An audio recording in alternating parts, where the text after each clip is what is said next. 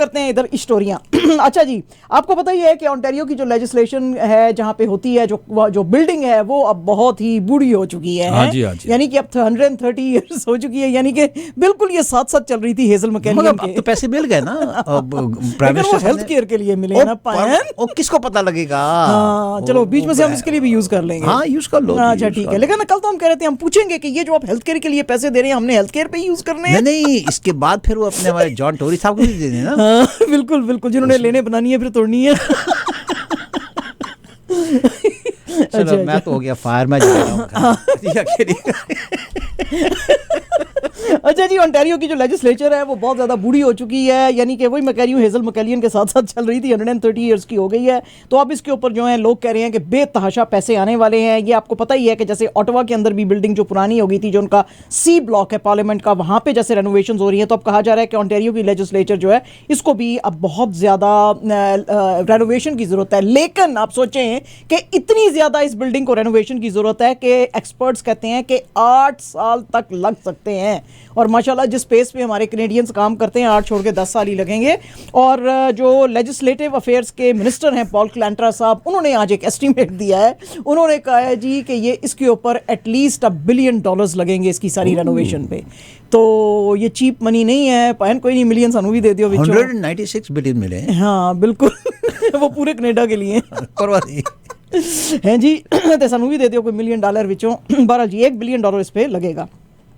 आज Toronto star की बड़ी जी आई ओपनिंग एक स्टोरी है, और होता यही है कि वो जो हम जैसे हैं ना जो बैठे रह जाते हैं, मिलियन मांगते रहते हैं, और इधर जो है मिलियंस की गेम्स चलती रही है। अच्छा आपको पता ही है कि कनाडा इमरजेंसी वेज सब्सिडी जो थी वो फेडरल गवर्नमेंट ने दी थी, और इसलिए दी थी, रेवेन्यू कनाडा से कहा था कि भाई आपने ये उन कंपनियों को देना है जो कह रही हैं कि हम लोगों को फायर कर देंगे। ठीक है जी, तो ये पैसे उनको देने हैं ताकि वो अपने जो हैं यहाँ पे अपने बंदे रखें। इसमें उनको पता चला है जी कि ये अब जो एक रिपोर्ट आई है जो कि दी है नॉन प्रॉफिट एक एडवोकेसी ग्रुप है, कैनेडियंस फॉर टैक्स फेयरनेस। इनकी रिपोर्ट के मुताबिक बिलियंस ऑफ डॉलर्स जो इन बड़ी कॉरपोरेट्स को दिए गए थे, उन्होंने जनाब बजाय इसके कि लोगों को रिटेन करते और वो पैसे उनको देते, अकॉर्डिंग टू देम वो उन्होंने खरीदे सारे शेयर अपने बाय बैक करने के लिए, और अपने डिविडेंड्स जो हैं बड़े बड़े अफसरों को दिए, जो कि फेडरल गवर्नमेंट ने कहा था कि आपने आम लोगों पे स्पेंड करने हैं। फेडरल गवर्नमेंट ने इसके लिए $100 बिलियन से ऊपर पैसे दिए थे जिस वक्त कोविड आया था, और कहा था कि आप जो है अपने लोगों के ऊपर करें। ये कंपनियां जो हैं, इनका डाटा जो आज इन्होंने कलेक्ट किया है वो शो करता है कि इन्होंने 81.3 बिलियन डिविडेंड्स के ऊपर किए, 41.1 बिलियन शेयर बाय बैक्स के लिए किए, 51.1 बिलियन इन्होंने दूसरी कंपनियों को टेक ओवर करने के लिए जो हैं वो लिए हैं। और इनके जो टैक्स गैप है, अब टैक्स गैप क्या है? टैक्स गैप ये होता है कि आपको ये टैक्स गैप शो करता है कि आपने कितने की चीज कोई लेनी थी और आपने एक्चुअली पे कितने की है, यानी कि स्टैंडर्ड जो आपका स्टैंडर्ड कॉर्पोरेशन जो टैक्स था, जो रेट था वो क्या था, और आपने जो है एक्चुअली कितना स्पेंड किया, यानी आपके प्रॉफिट्स कितने थे और आपने उन प्रॉफिट्स के ऊपर जो है लोगों को कितना पे करना था, वो ये तो वो कहते हैं जी काफ़ी हमको टैक्स गैप्स जो हैं नज़र आए हैं। 37 के करीब जो हैं वो कहते हैं कि कंपनियां जो थी, 74 को इन्होंने एनालाइज किया था, उसमें से 37 जो थी उसके ऊपर पता चला जी कि गवर्नमेंट ने ये जो दिए थे, और उन्होंने एतराज़ वैसे जो इस रिपोर्ट है उसमें किया गवर्नमेंट के ऊपर भी कि जब आप लोगों को कह देते हैं hey we have a lot of money and no strings attach, हम ये आपको पैसे जो है ऐसे डोल आउट करते जा रहे हैं, तो वो एक्सपर्ट्स का कहना है कि हमें तो बड़ी हैरत हुई कि कुछ कंपनियों ने ये मुफ्त का पैसा क्यों नहीं लिया, सारी कंपनियों ने क्यों नहीं लिए, तो बाकी लोग तो ईमानदारी में मारे गए, तो ये इन्होंने ले लिया। और जो है वो ज़रूरी नहीं है कि ये बेनिफिट्स जो थे ये लोगों के ऊपर उन्होंने ट्रांसफ़र किए या अपनी जो वर्क फोर्स थी उसको रिटेन किया। तो ये आज बहुत बड़ी रिपोर्ट है, टोरंटो स्टार में आई है, आप पढ़ सकते हैं। आज चूँकि अचानक से फ्रीजिंग रेन आपको पता ही है सुबह शुरू हो गई थी, तो उसके लिए पता तो नहीं था स्कूलों को पहले, तो उसके लिए आज स्कूल्स की जो बहुत सारी वेबसाइट्स थी उनके ऊपर ये देखा गया कि जी GTA के अंदर फ्रीजिंग रेन के होते हुए बस सर्विसेज जो थी उनको कैंसिल किया गया। तो बसें Store Zone 3, St. Andrew, St. Peter, St. Benedict, RF Hall, Zone 3, school taxis and buses in Zone 2, Central Wellington, Zone 3, Northern Wellington, Zone 4, Dufferin, including RF, इन सब में और सिम्को काउंटी के अंदर आज बसें जो थीं वो कैंसिल रही। हालांकि स्कूल चल रहे थे कुछ जगहों पे बंद भी किए गए, लेकिन बसें नहीं चल रही थी, तो पेरेंट्स जो हैं उनको आज काफ़ी प्रॉब्लम का सामना करना पड़ा। इसके अलावा आज सुबह के वक्त जो फोर्ट ईरी बाउंड जो थी QEW के ऊपर जो लेन्स थी वो शट डाउन कर दी गई थी, क्योंकि एक ट्रक और एक गाड़ी के बीच में बहुत ही भयानक किस्म का एक एक्सीडेंट हुआ था। और जो पिक्चर्स जो हैं OPP ने शेयर की थी उसमें देखा जा रहा है कि एक रेंज रोवर जो थी वो बहुत ज़्यादा उसको एक्सटेंसिव डैमेज आया है और वो रोड साइड पे है, क्योंकि उसकी टक्कर जो थी वो हुई थी एक ट्रांसपोर्ट ट्रक के साथ। और ये जो रेंज रोवर थी इसके अंदर एक फीमेल थी, उसको फिर हॉस्पिटल में शिफ्ट किया है। OPP का कहना है कि इनकी इंजरीज जो हैं नॉन लाइफ थ्रेटनिंग हैं, लेकिन उसकी वजह से QEW की जो लेन्स थी कैसाब्लैंका बुलेवार्ड के पास वो सारी बंद की गई थी सुबह के वक्त काफ़ी सारा टाइम। लेकिन अब जो है हमें खबर आई है कि ये ग्रिम्सबी के बाद आपके पास अब खोल दी गई हैं ये लेन्स जो हैं। AFP की आज एक रिपोर्ट है जी, और AFP की जो रिपोर्ट है वो ये कहती है कि बाइडन साहब ने कुछ कमेंट्स दिए हैं प्रेसिडेंट शी के बारे में, जो कि चाइना ने बेतहाशा उसके ऊपर कंडेमनेशन जो है वो शो की है। आपको पता ही है कि दोनों के बीच में बहुत टेंस माहौल चल रहा है, क्योंकि एक ये जो बैलून उड़ के अमेरिका में चला गया था जिसको कि मार गिराया था लास्ट वीक, जिसमें उन्होंने कहा था ये स्पाई फ्लीट है, हालांकि चाइना ने कहा था कि नहीं ये हमारे वेदर को करने के लिए है। और फिर उसके बाद जो सेक्रेटरी ऑफ स्टेट है एंथनी ब्लिंकन साहब US के, वो भी लास्ट वीक जाने वाले थे बीजिंग में, वो भी नहीं गए। तो ये जो वार्म अप हो रहे थे इनके बीच में रिलेशंस बाइडन साहब और शी साहब के बीच में नवंबर G20 की जो मीटिंग हुई थी वो सारे फिर से जो हैं वो ठंडे हो गए हैं। आज क्या हुआ है कि आज एक इंटरव्यू दिया है बाइडन साहब ने PBS को न्यूज़ आवर में, और उसमें उन्होंने कहा है कि US जो है वो चाइना के साथ कोई कॉन्फ्लिक्ट नहीं देख रहा है, लेकिन फिर भी जो शी साहब के प्रॉब्लम्स हैं वो इकोनॉमी के बेतहाशा ज़्यादा हैं। इसके ऊपर बात करते हुए जो ये क्यों आपको हमने बताया था कल भी कि ये स्टेट ऑफ यूनियन अपना वो दे रहे थे, एड्रेस दे रहे थे बाइडन साहब, उसमें बात कर रहे थे कि फॉरेन ऑफिस स्पोक्स पर्सन जो चाइना की हैं माओ निंग, उन्होंने कहा है कि चाइना बहुत ज़्यादा डिसअपॉइंटेड है। ये जो इन्होंने स्टेट ऑफ नेशन बाइडन साहब ने एड्रेस में जो चाइना की बात की है, और ये जो रेट्रिक है USA का ये इंतहाई इररिस्पॉन्सिबल है, और ये जो बेसिक डिप्लोमेटिक एटिकेट है उसके अगेंस्ट है। तो हम इसको डिसरिगार्ड करते हैं, इनकी ये जो हैं सारी एलिगेशंस और बातें। हमने इनको बार बार एक्सप्लेन किया कि ये गुब्बारा कैसे उड़ के गया, क्या हुआ, लेकिन फिर भी इन्होंने हमारे रिपीटेड एक्सप्लेनेशन के बाद हमारी तमाम जो बातें थी उनको डिसरिगार्ड किया। एक्सेसिव रिएक्शन इन्होंने शो किया जो कि बहुत ही इररिस्पॉन्सिबल है, और इंटरनेशनल कम्युनिटी जो है वो देख रही है कि ये सब जो हैं ये क्या कर रहे हैं। अच्छा, इसके साथ अब क्या हुआ है कि जो सेक्रेटरी ऑफ स्टेट साहब हैं उनकी भी मुलाकातें जो हैं आज नेटो के चीफ जो हैं जेंस स्टोल्टनबर्ग से हुई हैं। एक जॉइंट न्यूज़ कॉन्फ्रेंस ये नेटो की कर रहे थे, जिसमें कि उन्होंने कहा कि सेक्रेटरी ऑफ स्टेट ने कि जी हम जाहिर है कि हमारी सॉवरेनिटी जो थी चाइना ने उसको ख़राब करने की कोशिश की है, और बाइडन साहब ने ये जो बात की है कि हम जो है बिल्कुल इसका जवाब देंगे, लेकिन हम उनके साथ कॉन्फ्लिक्ट नहीं देख रहे हैं चाइना के साथ, तो ये बिल्कुल ठीक है। और सेक्रेटरी ऑफ स्टेट साहब ने कहा कि ये आप देख ही सकते हैं कि ये जो चीज़ थी ये कितनी ख़तरनाक थी, ये सिर्फ अमेरिका तक नहीं थी, अमेरिका से बाहर भी जा सकती थी। पेंटागन जो है उसने भी ये कहा है कि ये सारी चीज़ जो है जिसमें कि इस तरह के चाइना के एयर शिप्स जो हैं ये पहले भी आते रहे हैं, ये this is part of their programme, ये स्पाइंग करते हैं और ये ऑपरेशनल हैं काफ़ी सालों से। इसी चीज़ का जिक्र जो है सेक्रेटरी ऑफ स्टेट साहब ने नेटो के चीफ जेंस स्टोल्टनबर्ग से आज ये किया, जिसके के ऊपर जो है चाइना ने फिर से एक बार बहुत ज़्यादा एतराज़ जताया है। यूक्रेन जो है जी उसने बड़ा डिनाउंस किया है पिंक फ्लॉयड के जो को फाउंडर हैं रॉजर वाटर्स, 79 ईयर्स इनकी एज है एक्सक्यूज़ मी, और उन्होंने क्लेम किया है कि रशियन इन्वेजन जो था वो अनप्रोवोक्ड नहीं था, उसको प्रोवोक किया गया था, तभी ये ऐसे हुआ है। UN सिक्योरिटी काउंसिल का आज जो एक सेशन हो रहा था उसमें इन्होंने वाया वीडियो लिंक जो है वो बात करने की कोशिश की है, क्योंकि इन्होंने काफ़ी कंडेम उसके बाद किया था वैसे तो मॉस्को के एक्शन को, उन्होंने कहा था कि ये ठीक नहीं है, लेकिन आज इन्होंने जो यूएनएससी में ऐसी बात की और इन्होंने एक दफ़ा पहले पुतिन साहब की तारीफ भी की थी और वेस्ट को बहुत ज़्यादा क्रिटिसाइज़ किया था कि आप कॉन्स्टेंटली आर्म्स दे रहे हैं जिससे इसके ऊपर जो है बहुत तेज़ी आ रही है। अच्छा, अब ये जो रॉजर वाटर्स हैं पिंक फ्लॉयड से के फाउंडर जो हैं, को फाउंडर हैं, उनके ऊपर बात करते हुए यूके के एम्बेसडर जो हैं यूनाइटेड नेशंस में सर्जे किज़लिटिसिया, उन्होंने कहा कि ये जो पिंक फ्लॉयड साहब हैं ये तो एक दफ़ा एक गाना लेकर आए थे 1979 में, अनदर ब्रिक इन वॉल, तो ये तो इस तरह की बातें जो हैं वो करते रहते हैं। उसी साल में रशिया ने अफगानिस्तान को इन्वेड किया था, इन्होंने कंडेम तो किया था, लेकिन बड़ा आयरॉनिक और हिपोक्रिटिकल है कि ये इस इन्वेजन को भी वाइट वॉश करने की कोशिश कर रहे हैं ये जो रॉजर वाटर्स साहब हैं। अब यूएसए जो है, यूएसए भी बड़ा गुस्से पे है इनके रॉजर वाटर्स साहब के। Richard Mills, US deputy ambassador to United Nations जो हैं, उन्होंने भी कहा कि हम ये अब एक और नया वर्जन सुन रहे हैं रशिया की जो ब्रूटल इन्वेजन ऑफ यूक्रेन है, तो अब ये एक नया ही स्टांस है जो कि प्रेजेंट किया जा रहा है, जिसमें यह कहा जा रहा है कि यूक्रेन और उसके जो दोस्त हैं वो फॉल्ट के ऊपर हैं और रशिया जो है वो बिल्कुल ठीक है और हम इसको बिल्कुल कंडेम करते हैं और हम बड़े हैरत है हमें कि ये विक्टिम ब्लेमिंग नोशन जो है ये कहां से आया इसके अंदर, जबकि अग्रेसर जो है आप सबके सामने है।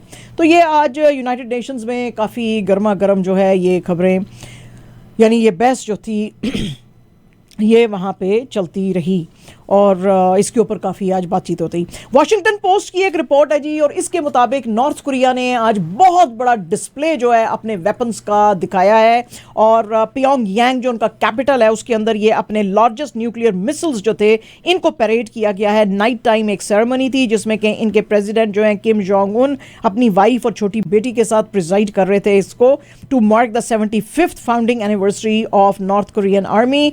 इसमें जो इनकी official Korean central news agency है उसने कहा है कि इसके अंदर बहुत सारे न्यूक्लियर केपेबल वेपन्स दिखाए गए हैं इस परेड के अंदर और solid fuel intercontinental ballistic missiles दिखाए हैं और बहुत सारी इस तरह की चीज़ें जो हैं वो दिखाई हैं। अच्छा, ये इसमें एक्सपर्ट्स ने कहा है कि 2020 में जब इन्होंने सिमिलर परेड की थी तो सिर्फ 4 हुआसोंग 17s जो थे अपीयर हुए थे। ये आज की जो परेड है इसके अंदर मैसिव न्यू मिसाइल्स और हैवी मशीनरी जो है वो शो की जा रही है, जिसका कि मकसद है, जिसका कि मतलब ये है कि इन्होंने बहुत ज़्यादा हैवीली प्रोडक्शन जो है वो शुरू कर दी है। इसी तरह जनाब वॉशिंगटन पोस्ट की एक और रिपोर्ट है और इस रिपोर्ट के मुताबिक बार्सिलोना जो है उसने टेम्पररीली अपने जो टाइज हैं इजराइल के साथ वो सस्पेंड कर दिए हैं और आज इनकी जो लेफ्ट विंग बार्सिलोना की जो मेयर हैं आडा कोलू, उन्होंने कहा है कि जी मैंने एक लेटर लिखा है Israeli prime minister Benjamin Netanyahu को कि जिस वक्त तक आप systematic violation Palestinian human rights के अगेंस्ट ख़त्म नहीं करेंगे उस वक्त तक हमारे टाइज आपके साथ सस्पेंडेड रहेंगे और इसके अलावा जो आपके ऑफिशियल इंस्टीट्यूशंस हैं इंक्लूडिंग ट्वाइनिंग अग्रीमेंट्स जो हैं हमारे टेल अवीव के साथ वो भी हमारे ख़त्म रहेंगे। इन्होंने कहा है जी कि आपको इंटरनेशनल लॉ फॉलो करना पड़ेगा, यूनाइटेड नेशंस के रेजोल्यूशंस मानने पड़ेंगे और उसके मुताबिक जो है आपको पैलेस्टीनियंस के साथ डील करना पड़ेगा, अदरवाइज हम इजराइल को बिल्कुल बॉयकॉट करेंगे। और लेकिन इसका मतलब ये नहीं है कि हम बायकॉट पैलेस्टीनियन ऑर्गेनाइजेशंस या उनके लोग या पैलेस्टीनियन लोग उनके साथ हम काम करना बंद कर देंगे जो पीस इन मिडल ईस्ट के लिए काम कर रहे हैं। तो ये आज काफ़ी बड़ी जो है ये खबर जो है समझी जा रही है। रॉयटर्स की अभी थोड़ी देर पहले रिपोर्ट आई थी और उसके मुताबिक 4 लोगों की डेथ हुई है और बहुत सारी बिल्डिंग्स जो हैं वो गिरी हैं उसमें, क्योंकि मैग्नीट्यूड 5.4 का अर्थक्वेक आया है इंडोनेशिया के अंदर और वहाँ पे जो बहुत सारे वाटर फ्रंट कैफ़े थे वो तो बिल्कुल ही टॉपल कर गए और उसके अंदर लोग थे। आसिफ खालिद जो कि जयपुरा डिज़ास्टर मिटिगेशन एजेंसी के हेड हैं, उन्होंने कहा जी कि ये लोग जो हैं ये भागते फिर रहे थे जिस वक्त ये अर्थक्वेक आई थी घरों से और शॉप्स में से, क्योंकि ये जो बिल्डिंग्स थी खास तौर पे जो कोस्टल एरिया में थी ये तो बिल्कुल पानी के अंदर चली गई थी। और इसके अलावा एजेंसी ने कहा है कि अभी आफ्टर शॉक्स भी बहुत सारे आ सकते हैं। तो ये भी आज जो है बड़ी अफसोस की खबर थी। अच्छा जी, मोदी जी जो हैं, अब कल तो हम आपको बता रहे थे कि कांग्रेस के जो अपोजिशन लीडर हैं ऑफिशियल इनके अपर हाउस में मलिक खरगे साहब, वो बात कर रहे थे हिंदुस्तान में। आज मोदी जी ने उन सारे सवालों के जो हैं वो जवाब दिए हैं पार्लियामेंट के अंदर, और बड़ा उन्होंने जो है खींचा है इन सारों की बातों के ऊपर। उन्होंने कहा है जी कि आपको पता नहीं चल रहा है कि आप जितनी मेरे खिलाफ जो है सियासत कर रहे हो, उसमें पूरा मुल्क देख रहा है कि सिर्फ एक आदमी, यानी अपनी तरफ इशारा कर रहे थे, एक आदमी आप सबके सामने खड़ा हुआ है और मैं 1 घंटे से बोल रहा हूं, क्योंकि 90 मिनट्स तक ये बोलते रहे, मैं 1 घंटे से बोल रहा हूं और कोई आवाज मेरे आगे नहीं उठा सकता है। तो लोगों को पता है कि कौन सही है और कौन गलत है, और जो सही सच की आवाज होती है वो हमेशा बुलंद होती है। और जिस वक्त मोदी जी ये अपना अपर हाउस के अंदर कर रहे थे, स्पीच कर रहे थे, तो मोदी अदानी भाई भाई के स्लोगन्स जो हैं सारा वक्त लगते रहे। तो उन्होंने और खींचा फिर उसके ऊपर जो है वो गांधी खानदान को। उन्होंने कहा कि क्यों नेहरू का जो है कहाँ पे कहीं पे जिक्र क्यों नहीं आता। नेहरू साहब जो है उनकी तो हम बड़ी इज्जत करते थे, वो बड़े ग्रेट आदमी थे, तो तुम लोगों का खानदान तो नेहरू के साथ जो है वो एसोसिएटेड है, तो तुम लोग अपने आप को नेहरू क्यों नहीं कहते हो, गांधी क्यों बोलते हो। यानी कि वो कह रहे थे सोनिया गांधी, राहुल गांधी, प्रियंका गांधी, ये गांधी क्यों यूज करते हैं, नेहरू क्यों नहीं यूज करते हैं। तो इसके अलावा उन्होंने कहा जी कि कांग्रेस ने 60 साल में मुल्क को बेतहाशा नुकसान पहुंचाया है और तुम जितना कीचड़ उछालोगे कमल उतना ही खिलेगा। आपको पता ही है कि इनका जो है लोटस है, इनका जो बीजेपी का इलेक्शन सिंबल है, तो वो उसकी बात कर रहे थे कि कमल उतना ही खिलेगा जितना कीचड़ तुम फेंकोगे। तो ये आज अपर हाउस में फिर से इंडिया के अंदर काफ़ी जनाब गर्मा गर्मी रही। तो कल मलिक अर्जुन खरगे साहब ने और आज मोदी जी ने जो है सही पट्टे जगह हैं फिर है जी, बड़ी लड़ाई होती है। अच्छा जनाब, द प्रिंट की एक स्टोरी है और ये एक नई किताब आई है, benefits India is was important for US in 1950s how it change 40 years later। और बुक का नाम है friends with benefits the India US story, और इसको लिखा है सीमा सरोही साहिबा ने, और इसके ऊपर आज उन्होंने बड़े ही ज्यादा इंकशाफात किए हैं। ठीक है जी, इसके कुछ एक्सर्प्ट्स जो है इस बुक के प्रिंट वालों ने छापे हैं, और वही एक्सर्प्ट्स बहुत ही मुख्तसरन हम आपको बताते हैं कि जिसमें उन्होंने बताया जी कि इंडिया के लिए जो है, अमेरिका के लिए जो पाकिस्तान है वो बहुत ज़्यादा इंपॉर्टेंट था, और जब पाकिस्तान को स्पेशली 60 F-16s चाहिए थे तो अमेरिका में कुछ आवाज़ें जो थी वो कह रही थी कि क्या अमेरिकन प्रेसिडेंट जैसे कि जॉर्ज बुश जो हैं वो इसको गो अहेड देंगे, क्या वो पाकिस्तान को ये तैयारे देंगे। जबकि पाकिस्तान 1985 अंडर प्रेस्लर अमेंडमेंट था, जिसमें कि पाकिस्तान को कहा जाता था कि भाई तुम जो है गुड बिहेवियर में रहो, हम तुमको देंगे सारा इक्विपमेंट और एड देंगे, लेकिन तुमको भी हमें बताना पड़ेगा कि तुम कोई न्यूक्लियर बॉम्ब तो नहीं बना रहे हो। तो जो है इसमें बुक में ये भी उन्होंने कहा है जी कि जो कुछ लोग थे जैसे कि सोलारस साहब थे या कांग्रेसमैन टेड वीज थे, तो वो कहते थे इसके सेल के ऊपर कुछ कंडीशंस लगा के पाकिस्तान को दो, लेकिन जो टिरिस्टा शेफर थे वो कहते थे कि नहीं, पाकिस्तान जो है हिंदुस्तान के साथ अच्छी तरीके से बात नहीं कर सकेगा, तो इसलिए आप जो है पाकिस्तान को पूरी हेल्प दें ताकि वो पाकिस्तान जो है ना सिर्फ ये कि रिड्यूस करे वॉर के चांसेस इंडिया के साथ, बल्कि ये फेयर निगोशिएशंस भी उनके साथ करे। वो कहते हैं जी कि हिंदुस्तान के साथ अमेरिका के शुरू में तो कोई अच्छे ताल्लुकात नहीं थे, बल्कि 1971 कैसेंजर साहब जो हैं, ये बुक कहती है इनकी कि कैसेंजर साहब ने बड़ा एनकरेज किया चाइना को कि तुम अपनी मिलिट्री को इन्वॉल्व करो पाकिस्तान के साथ, क्योंकि हिंदुस्तान जो है वो इस पे हमला करने वाला है। और इंदिरा गांधी जो है उनको बिल्कुल ये पसंद नहीं करते थे, और 1971 की जब वॉर हुई तो वो उन्होंने इंदिरा गांधी के लिए बड़े भद्दी किस्म की जो है वो ज़बान भी इस्तेमाल की। ज़ाहिर है कि वो अब हम इधर नहीं बता सकते, लेकिन अगर आप बुक पढ़ेंगे तो बुक में वो ज़बान सारी लिखी हुई है। तो वो कहते हैं जी कि आइजनहावर साहब के तो बड़े अच्छे थे नेहरू के साथ ताल्लुकात, इंदिरा गांधी के पास आते आते फिर वो ताल्लुकात बहुत ज़्यादा ख़राब हो गए। और ये बुक उसी के ऊपर है कि इंडिया कभी बड़ा इंपॉर्टेंट था यूएस के लिए, लेकिन फिर उसके बाद ये कैसे हालात ख़राब हुए, क्यों इंदिरा गांधी को पसंद नहीं किया जाता था, क्यों जो है हेनरी किसिंजर साहब जो है उन्होंने चाइना के साथ दोस्ती बनाने की कोशिश की, उन्होंने हिंदुस्तान के साथ नहीं कोशिश की, हालांकि बड़े वर्किंग टाइज जो थे वो इंडिया के साथ किए जा सकते थे। तो आज इस बुक के अंदर बहुत सारे इस तरह के मिले जुले खुलासे किए गए हैं, तो ये बुक पढ़ने के लायक है। मरीम नवाज साहिबा जो हैं जी, आज वो एबटाबाद में अपने वर्कर्स को एड्रेस कर रही थी, और उसमें उन्होंने कहा जी कि ये जो पीटीआई की जेल भरो मूवमेंट है, इसमें आम आदमी को, आम वर्कर को क्यों नुकसान पहुंचाना है।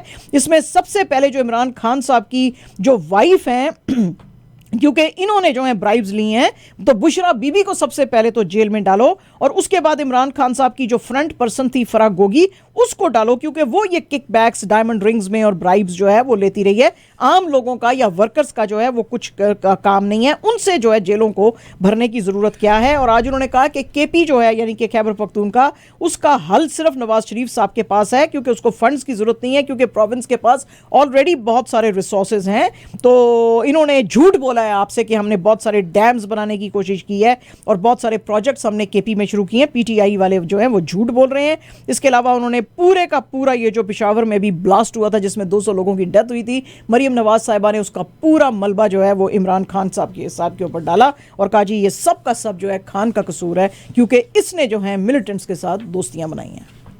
ठीक है जी, खुश हैं आप? ठीक है जी। अच्छा जी, आज एक इंपॉर्टेंट इंटरव्यू जो है पाकिस्तानी मीडिया के कुछ सेक्शंस में छपा है और ये इंटरव्यू है कोरी बुकर का।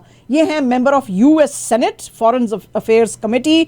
इसके अंदर जो है उनसे पूछा गया कि भाई पाकिस्तान के साथ यूएस के कैसे ताल्लुकात होने चाहिए, जो माइनॉरिटीज़ हैं उनकी कितनी रिप्रेजेंटेशन है बाइडन एडमिनिस्ट्रेशन में, और जो है आप क्या यूएस गवर्नमेंट को कहते हैं कि पाकिस्तान के साथ रिलेशंस जो हैं मूविंग फॉरवर्ड कैसे रखें।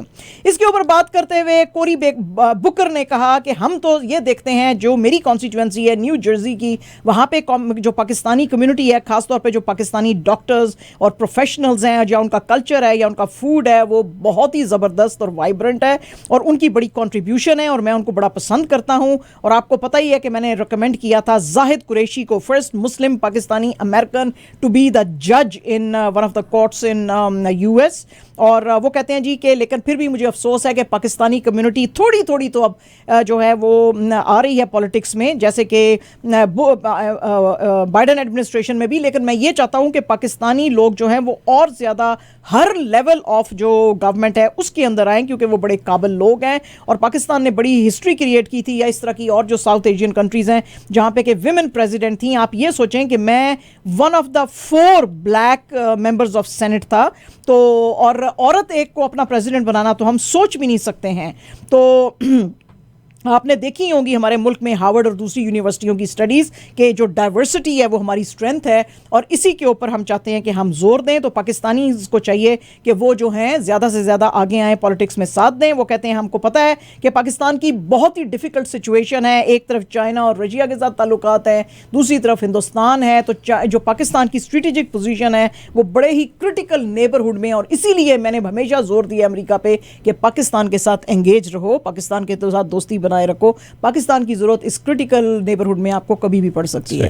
तो उन्होंने आज जो है ये सारी बातें कही और वो कहते हैं जी कि हम बेटर है हमारे लिए कि हम पाकिस्तान जैसे बहुत बड़ी बात है डेमोक्रेटिक पार्टनर्स के साथ जो है दोस्ती बनाएं, बजाय इसके कि हम उनके साथ दोस्तियां बनाएं जो डेमोक्रेटिक प्रिंसिपल्स पे अमल नहीं करते। भाई तुसी देखिया नहीं साड़ी डेमोक्रेसी, तुसी थोड़े दिन पाकिस्तान रहो तो पता चलेगा। बहरहाल जी आज इन्होंने ये बात की।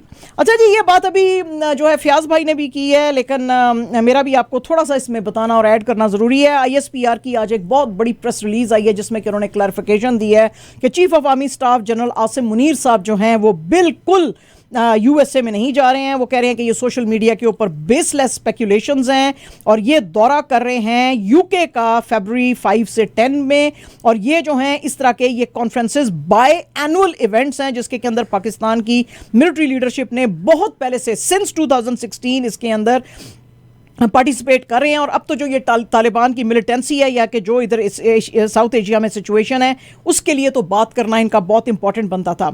एक्सपर्ट्स का कहना है कि आसिम मुनीर साहब वहाँ पे गए तो हैं, लेकिन शायद UK इनको कह सकता है, क्योंकि वहाँ पे ये UK कमांडर्स के साथ, मिलिट्री कमांडर्स के साथ भी मिलेंगे, शायद वो इनको कह सकते हैं कि आप यूक्रेन में अगर हमारा साथी बना रहना चाहते हैं तो अपने फौजी भेजें। तो अब पाकिस्तान की क्या सिचुएशन होएगी, क्योंकि ये अगर ऐसा करेंगे तो ये चाइना को भी नाराज़ करेंगे, रशिया को जिनको कि ये कह रहे हैं कि जी हमको सस्ता ऑयल दो उसको भी नाराज़ करेंगे, और सबसे जो बड़ा इनका डोनर है जो हमेशा इनके साथ खड़ा रहता है और इनको पैसे देता है सऊदी अरेबिया, वो भी नाराज़ हो जाएगा। क्योंकि सऊदी अरेबिया ने इनसे सोल्जर्स मांगे थे तो उन्होंने कहा था जी हमारी नॉन अलाइंड है हमारी पॉलिसी।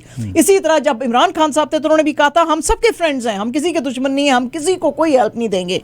ठीक है जी, तो अब आप अपना स्टांस अगर ये चेंज करेंगे आसिम मुनीर साहब, या ये PDM की गवर्नमेंट अमेरिका की खुशनुदी के लिए अगर ऐसी कोई हरकत करेगी तो पाकिस्तान को लॉन्ग टर्म में बहुत ज्यादा ज़्यादा नुकसान होंगे वैसे ही नुकसान जो कि ज़ियाउल हक साहब ने किए थे जब उन्होंने वॉर ऑन टेरर जो थी अमेरिका में, उसके अफगानिस्तान में, तो अमेरिका को हाँ बोला था उसके लिए और फिर अपना मुल्क जो है बर्बाद किया। तो ये वो कहते हैं जी कि आसिम मुनीर साहब has to be very very careful कि वो क्या बात वहाँ पे करते हैं।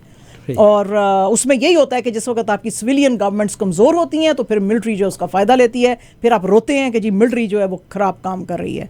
तो ये इसमें क्योंकि बात ये हुई है कि फ़ॉरेन ऑफिस में जिस वक्त आज पूछा गया है, मुमताज़ ज़हरा बलोच जो कि फ़ॉरेन ऑफिस की स्पोक्स पर्सन है, उनसे जब पूछा गया कि जी आपने इस बारे में क्या कहना है, आज की जो ब्रीफिंग थी जर्नलिस्टों ने जब पूछा, उन्होंने कहा जी मुझे तो कुछ इसके बारे में पता नहीं है, ISPR से पूछे। मतलब है सिविलियन गवर्नमेंट जो है उसको नहीं पता कि आसिम मुनीर साहब इंग्लैंड में क्या करने गए हैं।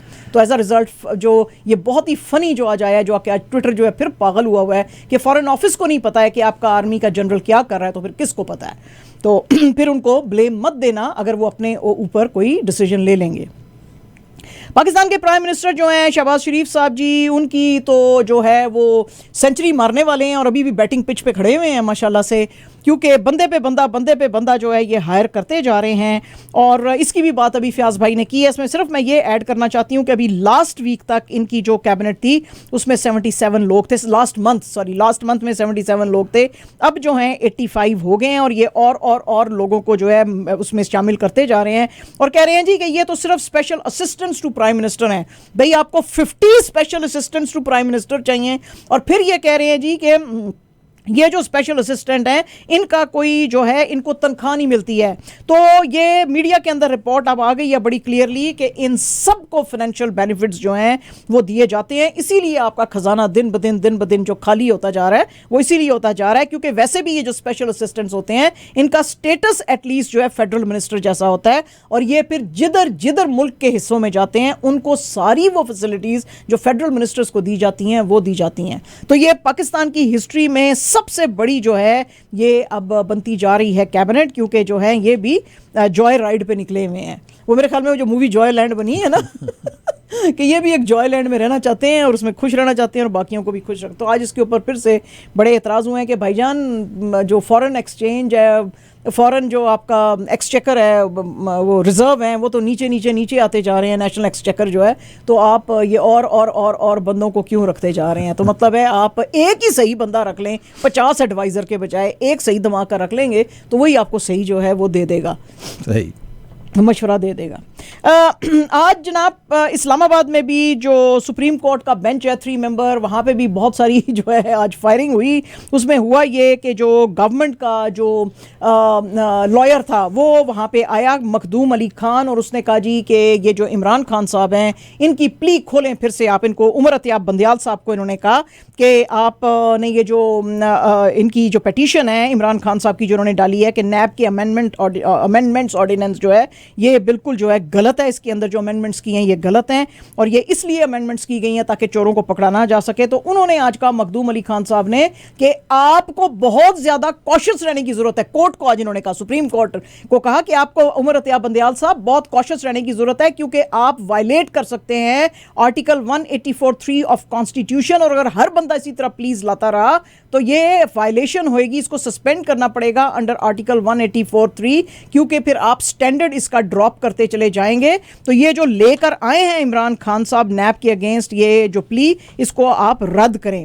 उमर अतियाब बंदियाल साहब ने आज कहा जी कि जो ठीक है ये इसके ऊपर हम बात करेंगे, लेकिन 2-3 बातें मैं आपको कहना चाहता हूं कि जिस वक्त इमरान खान साहब की गवर्नमेंट गई थी तो उस वक्त जो ECP था यानी कि इलेक्शन कमीशन ऑफ पाकिस्तान, उसने कहा था कि जी हम फौरन कराने को तैयार हैं इलेक्शंस। 8 महीने गुजर गए हैं इस नई गवर्नमेंट को आए हुए, अभी तक इलेक्शन क्यों नहीं हुए, हालांकि ये नवंबर 2022 में हो जाने चाहिए थे। नंबर 1। नंबर 2 ये कि इस वक्त तक भी जो ग्राउंड रियलिटीज़ हैं जनाब वो बहुत डिफरेंट हैं। उमर अतियाब बंदियाल साहब ने कहा ग्राउंड रियलिटीज़ ये शो करती हैं कि इमरान खान आज भी चीफ है पाकिस्तान के सबसे बड़ी, उन्होंने आज कहा not one of the biggest, उन्होंने कहा he is the chief of Pakistan biggest political party, not one of the biggest political party, जिसने कि ये चैलेंज किया है नैब के अमेंडमेंट्स को। तो ऐसा नहीं हो सकता कि कोर्ट जो है सबसे बड़ी पार्टी पॉलिटिकल पार्टी के हेड की बात ना सुने। तीसरी बात यह है कि जब से इमरान खान साहब ने गवर्नमेंट छोड़ी है आप देख ही रहे हैं कि गवर्नमेंट छोड़ने के बावजूद पब्लिक के अंदर उसकी कितनी बेतहाशा जो है वो सपोर्ट है। तो इसलिए मैं भी आपको यही कहता हूं कि पब्लिक की बात पे अमल करते हुए फॉरेन इलेक्शंस जो हैं वो करवाए जाएं। तो आज काफ़ी गर्मा गर्मी रही कोर्ट में भी, ठीक, काफ़ी गर्मा गर्मी रही है जी, साड़ा भी थे, माहौल गर्म हो गया। चलो भी ठंडा पानी कोई पिलाए। अच्छा जनाब, वेस्टलैंड बुक्स जो हैं उन्होंने आज अनाउंस किया है कि श्रीदेवी के ऊपर एक बायोग्राफी वो सामने लेके आ रहे हैं। इस बुक का नाम होएगा Sridevi the life of legend. इसको लिख रहे हैं धीरज कुमार और ये उनकी जो सिनेमा के लिए कंट्रीब्यूशन है उसके ऊपर है। इनके हस्बैंड जो हैं श्रीदेवी के, बोनी कपूर, उसने बात करते हुए कहा कि मैं बड़ा खुश हूं कि अपने आर्ट को वो जैसे स्क्रीन पे प्रेजेंट करती थी उसको अब एक बंदा बुक की शक्ल में लाएगा। और धीरज कुमार जो है वो एक फैमिली की तरह था, तो आई एम वेरी डिलाइटेड कि ये अपनी बुक में सारा श्रीदेवी के बारे में लिख रहा है। धीरज कुमार साहब ने बात करते हुए कहा कि मैं बड़ा खुश हूँ कि मेरी ये डेब्यू बुक है, मेरी पहली बुक है जो कि पब्लिश की जा रही है, और मैं बहुत थैंक यू करता हूँ बोनी कपूर साहब को भी और उनकी फैमिली को जिन्होंने मुझे परमिट किया श्रीदेवी के ऊपर ये बुक लिखने के लिए।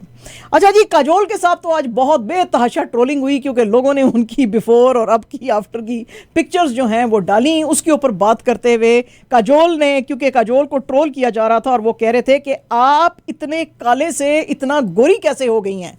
तो जिस वक्त ये ट्रोल्स शुरू हुए तो काजोल जो हैं उन्होंने भी उसका बड़े उसके अंदर मज़ाहिया अंदाज में दिया। उन्होंने कहा हाँ जी, मैं इसलिए गोरी हो गई हूँ कि मैं सन ब्लॉक्स यूज़ करती हूँ और बहुत हाई SPF वाला अनबीटेबल मैं सन ब्लॉक यूज़ करती हूँ जिससे मैं गोरी हो गई हूँ। तो जनाब ये भी आज काफ़ी मज़ा रहा इंस्टाग्राम और ट्विटर पे। जावेद अख्तर साहब जो हैं वो नेक्स्ट गेस्ट थे जी अरबाज खान के द इनविंसिबल्स के ऊपर, और उनसे इन्होंने, अरबाज खान साहब ने पूछा कि आपकी शबाना आज़मी जी से शादी 1984 से हुई है, तो इस सक्सेसफुल मैरिज का रेसिपी क्या है। आपको पता ही है कि जावेद अख्तर साहब की पहले शादी जो थी वो हनी ईरानी से हुई थी, जिनके उनके 2 बच्चे हैं, फरहान अख्तर एंड जोया अख्तर। तो उसके ऊपर बात करते हुए जावेद अख्तर साहब ने कहा कि जब आप एक इंडिपेंडेंट स्ट्रॉन्ग माइंडेड औरत के साथ रहते हैं ना, तो it's not, life is not bed of roses. लेकिन आपको यह समझ लेना चाहिए कि कभी कभी तो आप उसको पुश कर सकते हैं, हमेशा नहीं कर सकते, क्योंकि वो आपकी फिर इक्वल होती है इंटेलेक्ट में। तो जनाब ये इन्होंने बातें की। और जनाब हमारे क्रिकेटर शादाब खान साहब जो हैं उनकी रावलपिंडी में आज शादी हुई है, वो बड़े खुश थे और वाइट शेरवानी उन्होंने पहनी हुई थी। ट्विटर के ऊपर उन्होंने कहा अल्हम्दुलिल्लाह, blessed day for me and my family, I hope that I turn out to be a good husband to my wonderful wife and thank you so much everybody for respecting my family's privacy. तो आपको पता ही, हमने कुछ दिन पहले आपको बताया था कि ये सकलेन मुश्ताक जो इनको जिसको कि ये अपना मेंटोर भी कहते हैं, उनकी बेटी के साथ ये इनकी शादी हो रही थी। लास्ट मंथ इन्होंने जैन 23 को अनाउंस किया था कि मेरा निकाह जो है वो हो गया है, ट्विटर पे इन्होंने बताया था। तो अब इनकी जो थी बारात जो थी वो आई हुई थी उसमें रावलपिंडी में, तो ये बड़े खुश थे। PCB जो है जी, उसने पाकिस्तान क्रिकेट बोर्ड यानी उसने अपना अनवेल किया है PSL 8 का जो 28 कैरेट सुपरनोवा PSL ट्रॉफी जो है वो वहाँ पे लाहौर के शालीमार गार्डन्स में इन्होंने की अनवेल। उसमें चेयरमैन नजम सेठी थे, फ्रेंचाइज ओनर्स थे, एलीट क्रिकेटर्स थे, और ये जो ट्रॉफी है पाकिस्तान में बनी है, इसमें पाकिस्तान टीम का जो मोटो है आर्टिस्ट्री रिकग्निशन प्रेस्टीज, वो इसके ऊपर जो है लिखा हुआ है। और ये मैचेस जो हैं PSL के फरवरी 13 से शुरू हो रहे हैं और लाहौर कलंदर्स वर्सेस मुल्तान सुल्तान्स के बीच में मुल्तान क्रिकेट स्टेडियम में पहला मैच होएगा और final match Gaddafi stadium Lahore में मार्च 19 को होएगा। एंड जनाब absolutely our last news is about, आप देखें जुल्म कितना आ गया, दुनिया कितनी बदल गई है। वो सही है कि वो मेरिट की धज्जियां उड़ी। फॉर्मर न्यूजीलैंड के जो क्रिकेटर हैं ब्रेंडन मैकलम, वो अब कोच कर रहे हैं इंग्लैंड की टीम को। ओहो यस, ये है ओहो वाली बात आज सबसे बड़ी। जनाब वो कह रहे हैं कि मैं आज उनसे बात आज की जा रही थी तो मीडिया ने पूछा उनसे कि भाई आपको कैसा लग रहा है, वैसे तो आप न्यूजीलैंडर हैं, न्यूजीलैंड के लिए आपने बड़े बड़े जो हैं वो मारे हुए हैं, तीर मारे हुए हैं, तो अब आप कैप्टन थे उसके न्यूजीलैंड टीम के, तो अब आप जो है कोच कर रहे हैं इंग्लैंड की टीम को। तो वो कहते हैं जी बड़ा हंस के कि मुझे लगता है कि जो बहुत पेट्रियाटिक फैंस हैं वो मुझे माफ़ करेंगे एज लॉन्ग एज ये बड़ी एंटरटेनिंग क्लैश रहेगी न्यूजीलैंड और इंग्लैंड के बीच में आपको पता ही है कि ब्रेंडन मैकलम टेस्ट क्रिकेट से 2016 में रिटायर हो गए थे और इन्होंने 6,500 रन्स जो हैं न्यूजीलैंड के लिए 101 टेस्ट में बनाए हैं और इसमें 12 सेंचुरीज भी हैं। ये ड्यूंडन में पैदा हुए हैं और अब इन्होंने मई में पिछले साल जो है इंग्लैंड की कोचिंग जो थी वो कबूल की थी और इसके अंडर उन्होंने एक सीरीज़ विन की थी against south Africa, clean sweep किया था पाकिस्तान के अगेंस्ट, और इंडिया के खिलाफ भी एक टेस्ट जो था एट बैक्सटन में वो भी लास्ट जुलाई में इन्होंने जीता था। और इसके अलावा जो है इन्होंने क्योंकि इंग्लैंड हालांकि बहुत बड़ा टोटल जो है वो चेज़ कर रहा था 378 का, लेकिन फिर भी इन्होंने जो है वो बनाया था और 3-0 सीरीज़ से ये जीते से वहाँ पे लास्ट जून में भी on England soil, British soil. तो अब इनसे ये पूछा गया कि भाई एक न्यूजीलैंडर होते हुए आप ये क्या कर रहे हैं, तो वो कह रहे हैं जी कि मुझे बहुत मज़ा आने वाला है और ये मैच जो है न्यूजीलैंड और इंग्लैंड का फर्स्ट टेस्ट जो है माउंट मैनगनुई पे हो रहा है थर्सडे को नेक्स्ट वीक, और सेकंड जो है वेलिंगटन के अंदर होएगा उसके बाद, और ये कोच होंगे। क्या बात है जी। दुनिया बदल गई है माजिद भाई, दुनिया बदल गई है, बहुत तब्दीली आ गई है, देख लें बड़ी जल्दी आ गई। हाँ। जब से इमरान खान साहब ने अनाउंस किया ना तब्दीली आ गई है, वाकई दुनिया में तब्दीली आ गई। देख लें माजिद भाई, एक न्यूजीलैंडर जो है हाँ, वो ब्रिटिश टीम को कोच कर रहा है। क्या बात है जी। और अगर ये ऑस्ट्रेलियन होता, ओ माय गॉड, फिर आप सोचें तो कितना सड़ते हैं। ये तो यही हुआ कि कपिल आ रहा है पाकिस्तान में हमें कोच करने। हाँ, you know, yes, I mean, I would love to see that. I would love to see that too. I would love to see that. Yeah, बिल्कुल। कपिल देव आए, हाँ, कपिल देव आए पाकिस्तान में। कभी उस बंदे को इंजरी नहीं थी होती, इतना फिट था माजिद भाई, देखिए आप जरा। तो वो आए और आके फिर वो पाकिस्तान टीम को कोच करें हैं ना, फिर बात बनेगी ना। हाँ, लेकिन वैसे मैं आपको बताऊं, मतलब हम नहीं बुलाते उनको वैसे तो, लेकिन वो तो बुलाते हैं। आपको पता है ना कि वसीम अकरम जो थे वो कोलकाता नाइट राइडर्स के लिए जो शाहरुख खान की टीम थी उसको जाके वो बॉलिंग कोच थे उनके। हाँ, तो उन्होंने तो बुलाया था, उन्होंने तो किया अब था। की बात कर रहा हूँ मैं। हाँ, आज की बात मैं कर रहा हूँ। मियादाद तो बड़ा मजा है। मियादाद को बुला लें जी, वो जी बैटिंग कोच। मियादाद को तो बिल्कुल नहीं बुलाएंगे, उसने अभी 2 दिन पहले ही कहा they can go to hell. हमको नहीं खेलना उनके साथ, अगर वो नहीं हमसे खेलना नहीं करनी चाहिए ना। नहीं, वो कहते हैं अगर वो नहीं खेलना चाहते तो हम क्यों मरे जा रहे हैं उनके लिए। यहाँ तक तो सब बात सही थी। हाँ। तो उसका जवाब फिर आ गया ना, that's why we don't want to come to hell. पाया ना, ऐसी भी कोई बात नहीं है, असी ते हुण हो के आए हैं पाकिस्तानों। चलिए साहब, ये थी हमारी आज की खरबें।